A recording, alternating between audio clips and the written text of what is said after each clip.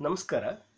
ಭಾರತೀಯ ಭಾಷೆ ಮತ್ತು ಸಾಹಿತ್ಯ ಪತ್ರಿಕೆಗೆ ಸಂಬಂಧಿಸಿದಂತೆ ಹಿಂದಿ ಸಾಹಿತ್ಯವನ್ನು ಗಮನಿಸ್ತಾ ಇದ್ವಿ. ಹಿಂದಿ ಸಾಹಿತ್ಯ ಚರಿತ್ರೆಯಲ್ಲಿ ಕಂಡುಬರುವ ಆದಿಕಾಲ, ಭಕ್ತಿಕಾಲ, ರೀತಿಕಾಲಗಳನ್ನು ಗಮನಿಸಿದ ತರುವಾಯ ಆಧುನಿಕ ಕಾಲವನ್ನು ಕುರಿತು ನೋಡ್ತಾ ಹೋಗೋಣ. ಭಾರತದ ಇತಿಹಾಸದ ಸಂದರ್ಭದಲ್ಲಿ ಆಧುನಿಕ ಕಾಲ ಅನ್ನುವಂಥದ್ದು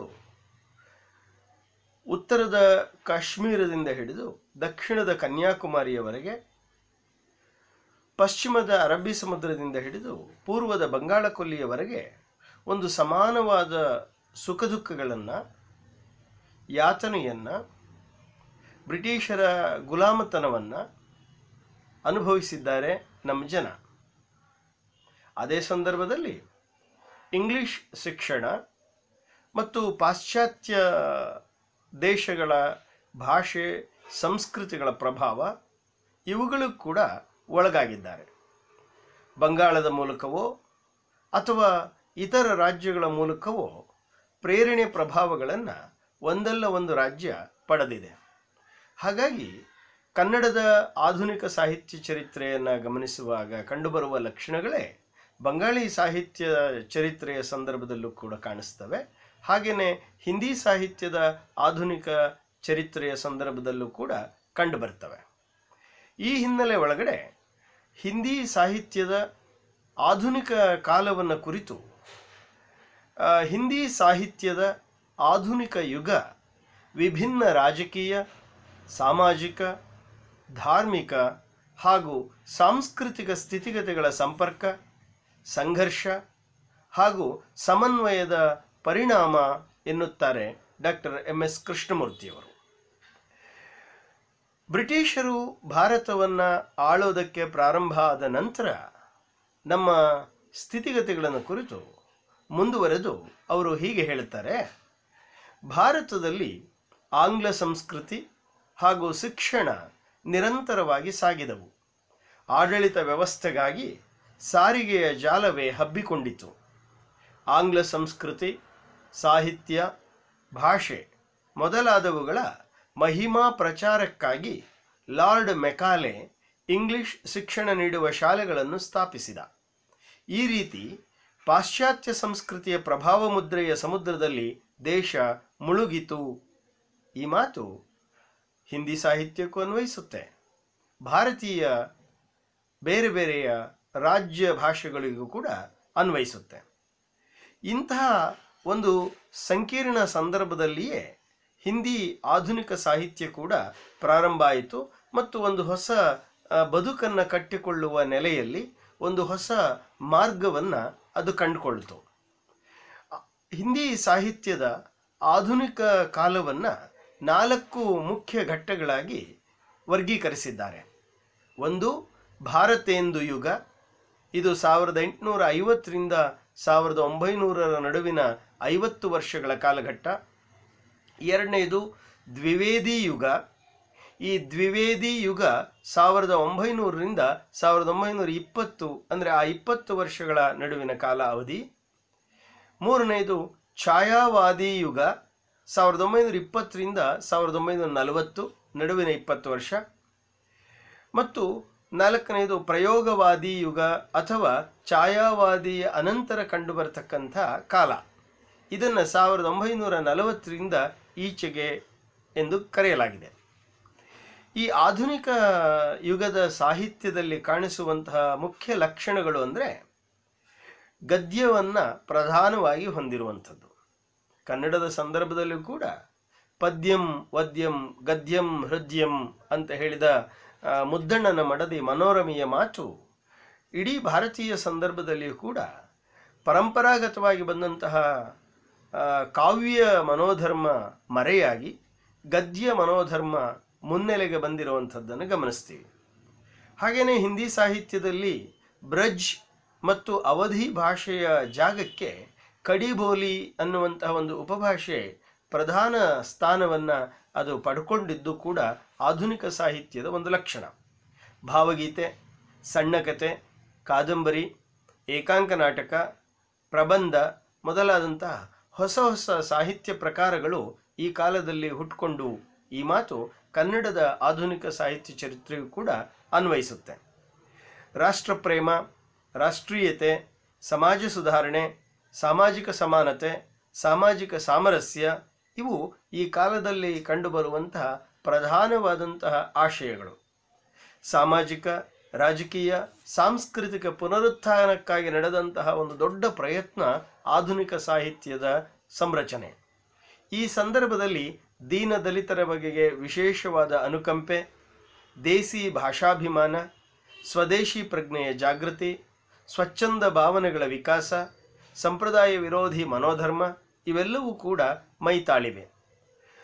ಆಧುನಿಕ ಹಿಂದಿ ಗದ್ಯದ ಪ್ರವರ್ತಕರು ಅಂಥೇಳಿ ಮುನ್ಷಿ ಸದಾ ಸುಖಲಾಲ್, ಇಶಾಮ್ ಅಲ್ಲಾ ಖಾನ್, ಲಲ್ಲೂ ಲಾಲ್ ಮೊದಲಾದವರನ್ನ ಗುರುತಿಸಿದ್ದಾರೆ. ಹಾಗೆಯೇ ಆ ಕಾಲದಲ್ಲಿ ರಚನೆಗೊಂಡಂತಹ ಆರ್ಯ ಸಮಾಜ, ಅದರ ಸಂಸ್ಥಾಪಕರಾದಂತಹ ದಯಾನಂದ ಸರಸ್ವತಿಯವರು ಕೂಡ ಹಿಂದಿ ಭಾಷೆಯನ್ನು ಒಂದು ಪ್ರಧಾನ ಸ್ಥಾನಕ್ಕೆ ತರುವ ದೃಷ್ಟಿಯಲ್ಲಿ ವಿಶೇಷವಾದ ಪ್ರಯತ್ನವನ್ನು ಮಾಡಿದ್ದಾರೆ. ಹೀಗೆ ಒಂದು ಬ್ರಿಟಿಷರ ರಾಜಕೀಯ, ಸಾಮಾಜಿಕ, ಆರ್ಥಿಕ, ಶೈಕ್ಷಣಿಕ ಪ್ರಭಾವ, ಅದರಿಂದಾಗಿ ಎಚ್ಚೆತ್ತಂತಹ ಸಾಂಪ್ರದಾಯಿಕವಾದಂತಹ ಸಮಸ್ಯೆಗಳನ್ನು ಬದಲಾಯಿಸಿಕೊಳ್ಳುವಂತಹ ಸಮಾಜ ಸುಧಾರಣೆಯ ಮಾರ್ಗ ಮತ್ತು ನಮ್ಮೊಳಗಿನ ಒಂದು ಪರಂಪರಾಗತವಾದ ಮೌಲ್ಯಗಳ ಪುನರುತ್ಥಾನ ಇವೆಲ್ಲವೂ ಕೂಡ ಆಧುನಿಕ ಸಂದರ್ಭದಲ್ಲಿ ಹೊಸ ಭಾರತದ ಅಡಿಪಾಯಗಳಾಗಿ ಕೆಲಸ ಮಾಡಿದ್ದಾವೆ. ಈಗ ಹಿಂದಿ ಸಾಹಿತ್ಯದ ಭಾರತೇಂದು ಯುಗದ ಬಗ್ಗೆ ಗಮನಿಸೋಣ. ಭಾರತೇಂದು ಹರಿಶ್ಚಂದ್ರ ಅನ್ನುವಂಥದ್ದು ಅವರ ಹೆಸರು. ಆ ಭಾರತೇಂದು ಹರಿಶ್ಚಂದ್ರ ಅವರ ಹೆಸರಿನಲ್ಲಿ ಆ ಯುಗವನ್ನು ಕರೆಯಲಾಗಿದೆ.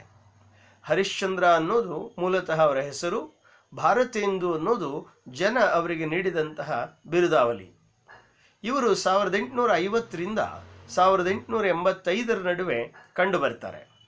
ಹಿಂದಿ ಸಾಹಿತ್ಯದ ಆಧುನಿಕ ಯುಗದ ಹರಿಕಾರ, ನವೋದಯದ ಶುಕ್ರತಾರೆ ಎಂದೆಲ್ಲ ಇವರನ್ನು ಕರೆಯಲಾಗಿದೆ.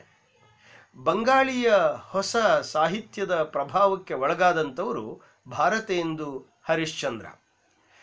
ಇವರು ತಮ್ಮ 17ನೆಯ ವಯಸ್ಸಿನಲ್ಲೇ ಕವಿವಚನ ಸುಧಾ ಅನ್ನುವಂಥ ಪತ್ರಿಕೆಯನ್ನು ಹೊರತರ್ತಾರೆ. 1833ರಲ್ಲಿ ಹರಿಶ್ಚಂದ್ರ ಮ್ಯಾಗಝೈನ್ ಅನ್ನೋದನ್ನು ಪ್ರಕಟ ಮಾಡ್ತಾರೆ. ಈ ಪತ್ರಿಕೆಯ ಮುಂದೆ ಹರಿಶ್ಚಂದ್ರ ಚಂದ್ರಿಕಾ ಎಂಬ ಹೊಸ ಹೆಸರಿನಲ್ಲಿ ಪ್ರಕಟ ಆಗ್ತಾ ಹೋಗುತ್ತೆ.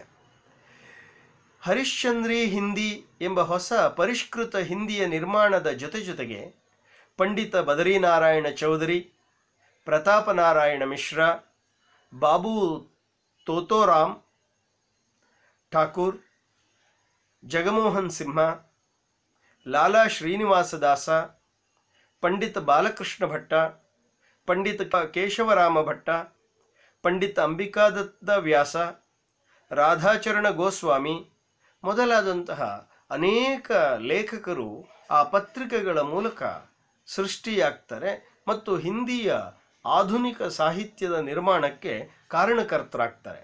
ಹೀಗೆ ಭಾರತೇಂದು ಹರಿಶ್ಚಂದ್ರ ಒಬ್ಬ ಪತ್ರಕರ್ತರಾಗಿ, ಸಾಹಿತಿಯಾಗಿ, ಸಾಹಿತಿಗಳ ನಿರ್ಮಾತೃವಾಗಿ ಹಿಂದಿ ಸಾಹಿತ್ಯದ ಆಧುನಿಕ ಯುಗವನ್ನು ಕಟ್ಟಿ ಬೆಳೆಸಿದ್ದಾರೆ. ಭಾರತೇಂದು ಹರಿಶ್ಚಂದ್ರ ಅವರು 17 ನಾಟಕಗಳನ್ನು ಬ್ರಜ್ ಭಾಷೆಯಲ್ಲಿ ರಚಿಸಿದ್ದಾರೆ.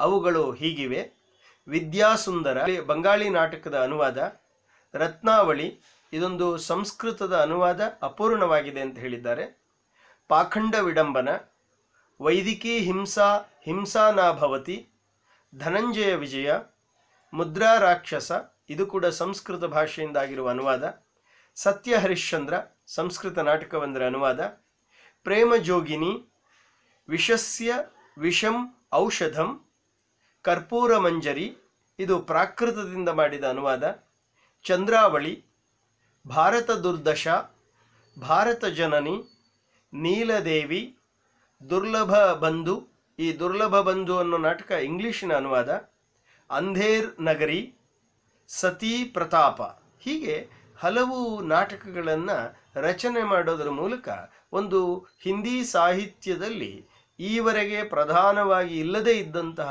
ಒಂದು ನಾಟಕ ಅನ್ನೋ ಒಂದು ಹೊಸ ಪ್ರಕಾರದ ಸೃಷ್ಟಿಕರ್ತರೇ ಆಗಿ ಹಿಂದಿ ಸಾಹಿತ್ಯವನ್ನು ಬೆಳೆಸಿದ್ದಾರೆ. ಭಾರತೇಂದು ಹರಿಶ್ಚಂದ್ರರಿಗಿಂತ ಮೊದಲು ಹಿಂದಿ ಸಾಹಿತ್ಯದಲ್ಲಿ ಇದ್ದದ್ದು ಕೇವಲ 2 ನಾಟಕಗಳು ಅಂಥೇಳಿ ವಿಮರ್ಶಕರು ಗುರುತಿಸಿದ್ದಾರೆ. ಅವುಗಳಲ್ಲಿ ಒಂದು ಆನಂದ ರಘುನಂದ ನಾಟಕ ಅನ್ನುವಂಥದ್ದು ವಿಶ್ವರಾಜ ವಿಶ್ವನಾಥ ಸಿಂಹ ಅನ್ನುವಂಥವ್ರು ಬರೆದಿರೋದು. ಎರಡನೆಯದು ಇದೇ ಭಾರತೇಂದುವಿನ ತಂದೆ ಬಾಬು ಗೋಪಾಲಚಂದ್ ಬರೆದಿರತಕ್ಕಂತಹ ನಹುಷ ಅನ್ನೋ ನಾಟಕ. ಅವುಗಳನ್ನು ಬಿಟ್ಟರೆ ಹಿಂದಿ ಸಾಹಿತ್ಯ ಚರಿತ್ರೆಯಲ್ಲಿ ನಾಟಕ ಅನ್ನುವಂತಹ ಒಂದು ಪ್ರಕಾರಕ್ಕೆ ಅಸ್ಥಿಭಾರವನ್ನು ಹಾಕಿದವರು, ಆಧುನಿಕ ಯುಗದ ಪ್ರವರ್ತಕರೆಂದು ಪ್ರಸಿದ್ಧರಾದವರು ಭಾರತೇಂದು ಹರಿಶ್ಚಂದ್ರ. ಹಾಗಾಗಿ ಅವರ ಹೆಸರಿನಲ್ಲೇ ಆ ಆರಂಭದ 50 ವರ್ಷಗಳ ಕಾಲವನ್ನು ಕರೆಯಲಾಗಿದೆ. ಇವರು ಇತಿಹಾಸವನ್ನು ಕುರಿತಂತಹ ಕಾಶ್ಮೀರ ಕುಸುಮ ಮತ್ತು ಬಾದಶಃ ದರ್ಪಣ ಅನ್ನುವಂತಹ 2 ಗ್ರಂಥಗಳನ್ನು ರಚಿಸಿದ್ದಾರೆ. ಭಾರತೇಂದು ಅವರನ್ನು ಕುರಿತು ಡಾಕ್ಟರ್ ಎಂ.ಎಸ್. ಕೃಷ್ಣಮೂರ್ತಿಯವರು ತಮ್ಮ ಹಿಂದಿ ಸಾಹಿತ್ಯ ಕೃತಿಯಲ್ಲಿ ಔದಾರ್ಯ, ಅಸೀಮ ಉತ್ಸಾಹ ಹಾಗೂ ಅಕೃತ್ರಿಮತೆ ಇವು 3 ಭಾರತೇಂದುವನ್ನು ತನ್ನ ಯುಗದ ಮಹಾನಾಯಕನನ್ನಾಗಿ ಮಾಡಿದವು. ಆಗ ಭಾರತದ ಇತಿಹಾಸದಲ್ಲಿ ಕಗ್ಗತ್ತಲೆಯ ಕಾಲವೆನ್ನಬಹುದು. ಭಾರತದ ದಾಸ್ಯ ಸಂಕೋಲೆ ಬಿಗಿಯಾಗಿತ್ತು. ಸಾಂಸ್ಕೃತಿಕ ದೃಷ್ಟಿಯಿಂದ ದೇಶ ತುಂಬ ಕೆಳಮಟ್ಟಕ್ಕಿಳಿದಿತ್ತು. ಆರ್ಥಿಕ ದೃಷ್ಟಿಯಿಂದಲೂ ಅದು ದಟ್ಟ ದರಿದ್ರವಾಗಿತ್ತು. ರಾಷ್ಟ್ರೀಯತೆಯ ದೃಷ್ಟಿ ಅದೃಶ್ಯವಾಗಿತ್ತು. ಇಂಥ ಸಮಯದಲ್ಲಿ ನಿಜವಾಗಿಯೂ ಹರಿಶ್ಚಂದ್ರ ಭಾರತೇಂದುವಾಗಿ ಸತ್ಯನಿಷ್ಠೆಯಿಂದ ದೇಶ ಭಾಷಾ ಸೇವೆಗೆ ಕಂಕಣ ತೊಟ್ಟು ಬಂದ. ಭಾರತೇಂದು ಅವನ ನಿಜವಾದ ಹೆಸರಲ್ಲ, ಜನ ಪ್ರೀತಿಯಿಂದ ನೀಡಿದ ಬಿರುದು. ಆದರೆ ಅದೆಂಥ ಸಾರ್ಥಕ ಬಿರುದು ಎಂದು ಆಶ್ಚರ್ಯ ವ್ಯಕ್ತಪಡಿಸುತ್ತಾ ಅವರ ವ್ಯಕ್ತಿತ್ವವನ್ನು ಕಟ್ಟಿಕೊಟ್ಟಿದ್ದಾರೆ. ಹರಿಶ್ಚಂದ್ರ ಭಾರತೇಂದು ನಿಜವಾದ ಅರ್ಥದಲ್ಲಿ ಭಾರತದ ಇಂದುವಾಗಿ ಅದರ ಬೆಳಕಿಗೆ ಕಾರಣರಾಗಿದ್ದಾರೆ. ಅದೇ ರೀತಿ ಈ ಯುಗದ ಪ್ರಮುಖ ಲೇಖಕರು ಪ್ರತಾಪ ನಾರಾಯಣ ಮಿಶ್ರ. ಇವರು ಹಲವು ನಾಟಕಗಳನ್ನು ರಚನೆ ಮಾಡಿದ್ದಾರೆ, ಕೆಲವು ಲೇಖನಗಳನ್ನು ಬರೆದಿದ್ದಾರೆ. ಲಾಲಾ ಶ್ರೀನಿವಾಸ ದಾಸ 1850ರಿಂದ 1887 ನಡುವೆ ಕಂಡುಬರುವ ಇವರು ಪ್ರಹ್ಲಾದ ಚರಿತ್ರ, ತಪ್ತಾ ಸಂವರಣ, ರಣಧೀರ ಪ್ರೇಮ ಮೋಹಿನಿ, ಸಂಯೋಗಿತಾ ಸ್ವಯಂವರ ಮೊದಲಾದ ನಾಟಕಗಳನ್ನು ರಚಿಸಿದ್ದಾರೆ.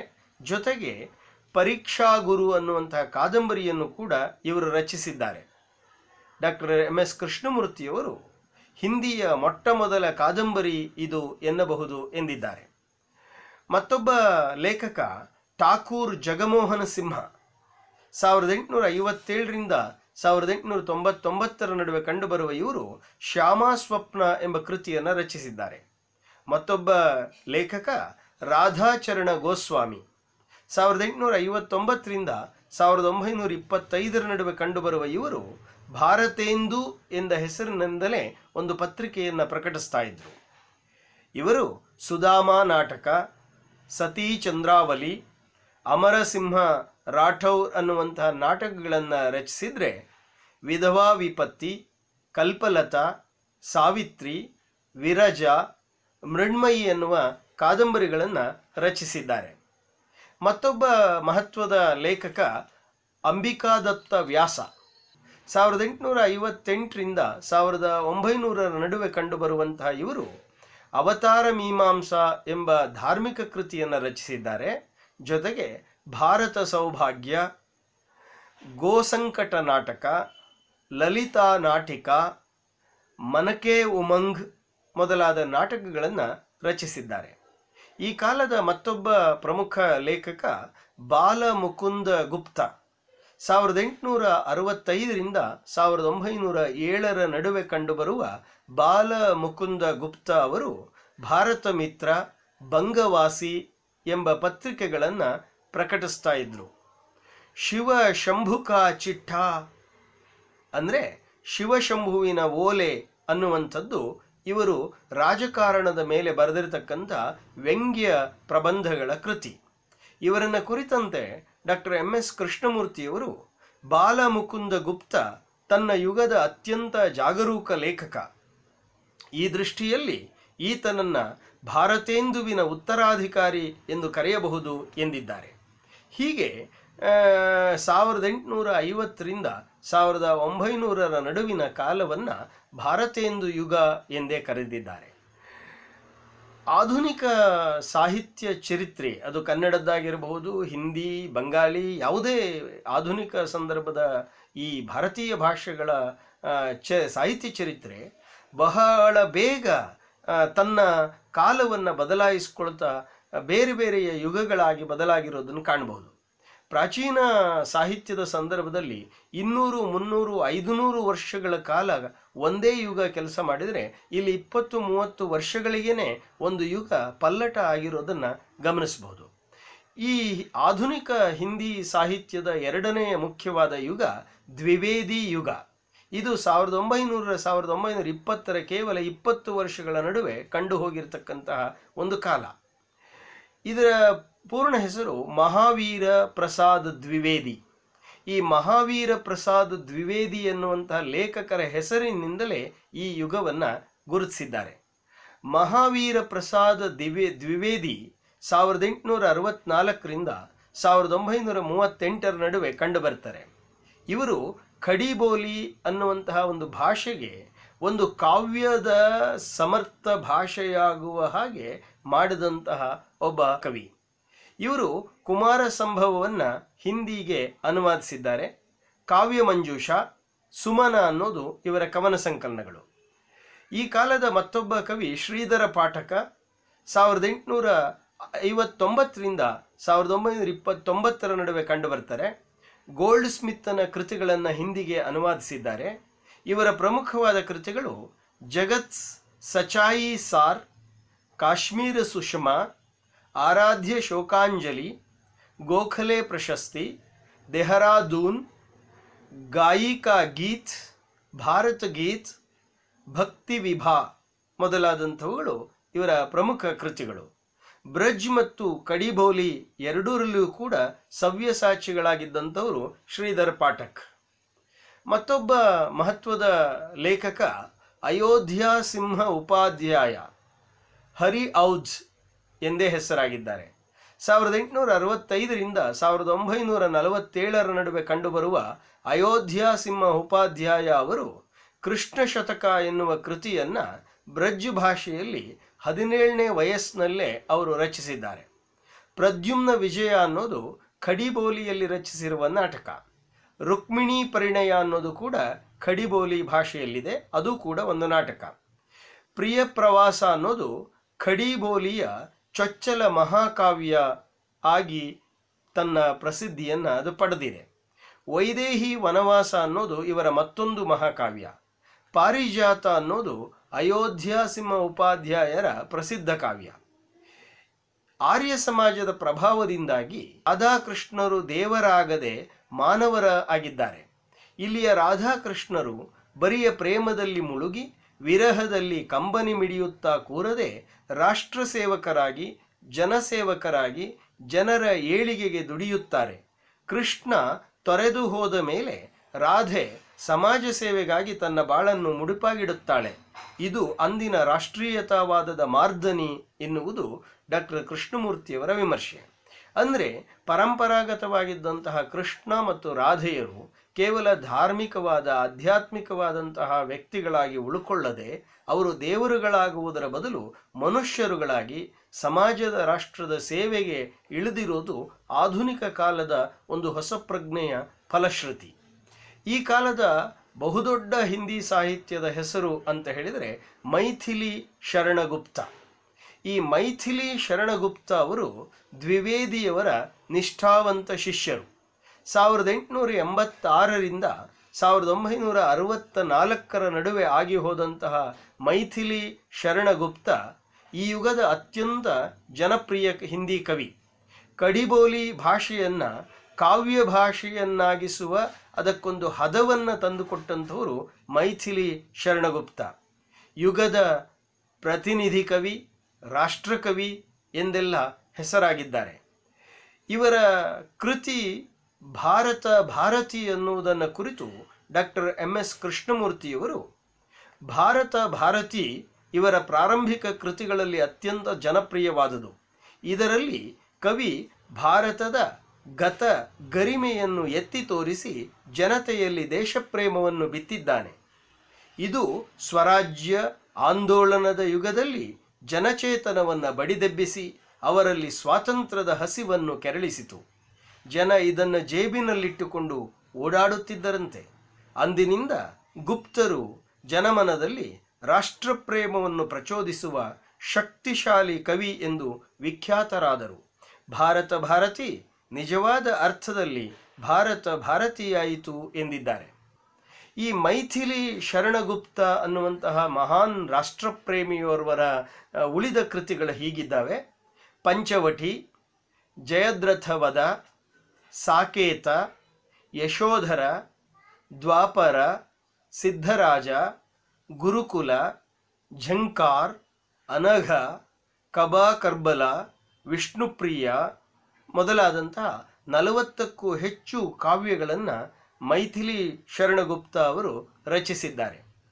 ಸಾಕೇತ ಎನ್ನುವ ಕೃತಿ ಈ ಗುಪ್ತರ ಮಹಾಕಾವ್ಯ ಎನ್ನುವುದು ಗಮನಾರ್ಹವಾಗಿರತಕ್ಕಂಥ ಸಂಗತಿ. ಈ ಸಾಕೇತ ಮಹಾಕಾವ್ಯದಲ್ಲಿ ಊರ್ಮಿಳೆಯ ಪಾತ್ರ ಭಾರತೀಯ ಸಾಹಿತ್ಯಕ್ಕೆ ಇವರು ನೀಡಿದಂತಹ ಅನುಪಮವಾದ ಕೊಡುಗೆ ಅನ್ನೋದು ಕೃಷ್ಣಮೂರ್ತಿಯವರ ಅಭಿಪ್ರಾಯ. ಹಾಗೆಯೇ ಮೈಥಿಲಿ ಶರಣಗುಪ್ತ ಅವರು ಮೇಘನಾದವಧ, ಸ್ವಪ್ನವಾಸವದತ್ತ, ಖಯ್ಯಾಮ್ ಕಿ ರುಬಾಯಿಯಾಮ್ ಅನ್ನುವಂಥ 3 ಕೃತಿಗಳನ್ನು ಕ್ರಮವಾಗಿ ಬಂಗಾಳಿ, ಸಂಸ್ಕೃತ ಮತ್ತು ಇಂಗ್ಲಿಷಿನಿಂದ ಅನುವಾದಿಸಿದ್ದಾರೆ. ಇವರನ್ನು ಭಾರತೀಯ ಸಂಸ್ಕೃತಿಯ ಆಖ್ಯಾತ ಎಂದು ಕರೆಯಲಾಗಿದೆ. ಈ ಎಲ್ಲ ದೃಷ್ಟಿಯಿಂದಲೂ ಮೈಥಿಲಿ ಶರಣಗುಪ್ತ ಅವರು ಹಿಂದಿ ಸಾಹಿತ್ಯದ ಅತ್ಯಂತ ಬಹುದೊಡ್ಡ ಮಹತ್ವದ ಕವಿ. ಅಷ್ಟೇ ಅಲ್ಲ, ಒಬ್ಬ ಭಾರತದ ಒಂದು ಮಹತ್ವದ ಕವಿಯಾಗಿ ಪ್ರಸಿದ್ಧರಾಗಿದ್ದಾರೆ. ಈ ಯುಗದ ಮತ್ತೊಬ್ಬ ಮುಖ್ಯವಾದ ಲೇಖಕ ಮಖಾನಲಾಲ್ ಚತುರ್ವೇದಿ. ಮಖಾನಲಾಲ್ ಚತುರ್ವೇದಿ 1888ರಿಂದ 1968ರ ನಡುವೆ ಆಗಿ ಹೋಗಿದ್ದಾರೆ. ರಾಷ್ಟ್ರೀಯ ಆಂದೋಲನದ ಪ್ರಮುಖ ಸ್ತಂಭ ಹಾಗೂ ಕ್ರಾಂತಿವೀರರು ಮತ್ತು ರಾಷ್ಟ್ರೀಯ ಕವಿ ಎಂಬ ಕೀರ್ತಿ ಇವರಿಗೆ ಸಂದಿದೆ. ಇವರು ಏಕ ಭಾರತೀಯ ಆತ್ಮ ಎಂಬ ಕಾವ್ಯವನ್ನು ರಚಿಸಿದ್ದಾರೆ. ಹಿಮಕಿರೀಟಿನಿ, ಹಿಮತರಂಗಿಣಿ, ಕೃಷ್ಣಾರ್ಜುನ ಯುದ್ಧ, ವನವಾಸಿ, ಮಾತಾ ಇವು ಇವರ ಪ್ರಮುಖ ಇತರ ಕೃತಿಗಳು. ಈ ಕಾಲದ ಮತ್ತೊಬ್ಬ ಕವಿ ರಾಮನರೇಶ ತ್ರಿಪಾಠಿ. ರಾಮನರೇಶ ತ್ರಿಪಾಠಿ 1889ರಿಂದ 1963ರ ನಡುವೆ ಕಂಡುಬರ್ತಾರೆ. ಇವರನ್ನು ಶ್ರೇಷ್ಠ ಗಾಂಧಿವಾದಿ ಕವಿ ಎಂದೇ ಕರೆದಿದ್ದಾರೆ. ಹಿಂದಿ, ಉರ್ದು, ಇಂಗ್ಲಿಷ್, ಸಂಸ್ಕೃತ, ಮರಾಠಿ, ಗುಜರಾತಿ, ಬಂಗಾಳಿ ಮೊದಲಾದ ಹಲವಾರು ಭಾರತೀಯ ಭಾಷೆಗಳಲ್ಲಿ ಪಾಂಡಿತ್ಯವನ್ನು ಹೊಂದಿದ್ದವರು ರಾಮನರೇಶ ತ್ರಿಪಾಠಿ. ಇವರು ಕವಿತಾ ಕೌಮುದಿ, ಪಥಿಕ, ಮಿಲನ, ಸ್ವಪ್ನ, ಮಾನಸಿ, ಪ್ರೇಮಲೋಕ, ಹಮಾರ ಗ್ರಾಮ ಸಾಹಿತ್ಯ ಅನ್ನುವಂಥ 3 ಸಂಪುಟಗಳಲ್ಲಿ ಬಂದಿರುವ ಕೃತಿ, ಚಂದ್ರಗುಪ್ತ, ಅಶೋಕ, ಹಿಂದೂಸ್ತಾನಿ ಶಬ್ದಕೋಶ ಮೊದಲಾದಂಥ ಗ್ರಂಥಗಳನ್ನು ರಚಿಸಿದ್ದಾರೆ. ಈ ಕಾಲದ ದ್ವಿವೇದಿ ಯುಗದ ಮತ್ತೊಬ್ಬ ಪ್ರಮುಖವಾದ ಲೇಖಕ ಶ್ಯಾಮನಾರಾಯಣ ಪಾಂದೇಯ. ಇವರು ಹಲ್ದಿ ಘಾಟಿ ಅನ್ನುವಂಥ ಕೃತಿಯನ್ನು ಕಡಿಬೋಲಿಯಲ್ಲಿ ರಚಿಸಿದ್ದಾರೆ. ಈ ಶ್ಯಾಮನಾರಾಯಣ ಅವರ ಹಲ್ದಿ ಘಾಟಿ ಅನ್ನೋದು ಹಿಂದೂ ವೀರ ರಾಣಾ ಪ್ರತಾಪನ ಶೌರ್ಯವನ್ನು ಚಿತ್ರಿಸ್ತದೆ. ಹಾಗೇನೆ ಜೌಹರ್ ಅನ್ನುವಂಥ ಕೃತಿ ಅಲ್ಲಾವುದ್ದೀನನ ಆಕ್ರಮಣಕ್ಕೆ ಗುರಿಯಾದ ಚಿತ್ತೂರಿನ ವೀರ ರಜಪೂತ ರಮಣೀಯರ ಪ್ರಚಂಡ ಶೌರ್ಯದ ಕಥೆಯನ್ನು ಅದು ಕಟ್ಟಿಕೊಡುತ್ತೆ. ಅದು ಖಡಿಬೋಲಿ ಭಾಷೆಯಲ್ಲಿ ರಚನೆಯಾಗಿದೆ. ಮತ್ತೊಬ್ಬ ಈ ಕಾಲದ ಮುಖ್ಯವಾದ ಕವಿ ಸಿಯಾರಾಮ ಶರಣಗುಪ್ತ. ಸಿಯಾರಾಮ ಶರಣಗುಪ್ತ ಅವರು 1895ರಿಂದ 1963ರ ನಡುವೆ ಕಂಡುಬರ್ತಾರೆ. ಭಾರತದ ಸರ್ವಶ್ರೇಷ್ಠ ಗಾಂಧಿವಾದಿ ಕವಿ ಸಿಯಾರಾಮ ಶರಣಗುಪ್ತ. ಇವರು ಮೈಥಿಲಿ ಶರಣಗುಪ್ತರ ತಮ್ಮ ಅನ್ನೋದು ಒಂದು ವಿಶೇಷ. ಇವರ ಪ್ರಮುಖವಾದ ಕೃತಿಗಳು ಮೌರ್ಯ ವಿಜಯ, ನಕುಲ, ಅನಾಥ, ದೂರ್ವಿದಲ, ವಿಷಾದ, ಆರ್ದ್ರ, ಮೃಣ್ಮಯಿ, ಬಾಪು, ನೋ ಆ ಖಾಲಿ ಇವು ಇವರ ಪ್ರಮುಖ ಕೃತಿಗಳಾಗಿ ಕಂಡುಬರ್ತವೆ. ಜೊತೆಗೆ ಗೀತಾ ಸಂವಾದ್, ಭಗವದ್ಗೀತೆಯ ಅನುವಾದವನ್ನು ಇವರು ಹಿಂದಿಯಲ್ಲಿ ಮಾಡಿದ್ದಾರೆ.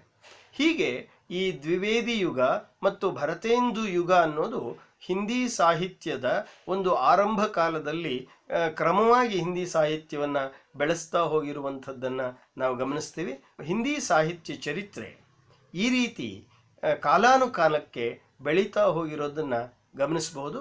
ಮುಂದಿನ ಭಾಗದಲ್ಲಿ ನಾವು ಹಿಂದಿ ಸಾಹಿತ್ಯದ ಚಲನೆಯನ್ನು ಗುರುತಿಸ್ತಾ ಹೋಗೋಣ. ನಮಸ್ಕಾರ.